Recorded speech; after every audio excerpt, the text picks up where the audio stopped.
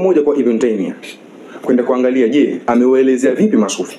Je, amewaambia ni watu wa bid'a, hawafai na njia zao ambazo kwamba wanazopita sio sahihi? Twende katika Majmu'atul Fatawa mujallad wa 11 ukurasa wa 13 mpaka 14. Kitabu ndio Majmu'atul Fatawa ndio hapa. Kitabu tasawuf. Naam, twende katika ukurasa wa 13 mpaka 14.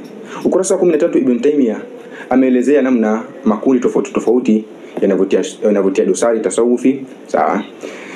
Akaelezea namna ambavyo kwamba alivyoelezea, lakini mwisho akaweka kauli ambayo kwamba sisi leo hii tutainukuu kwa wewe.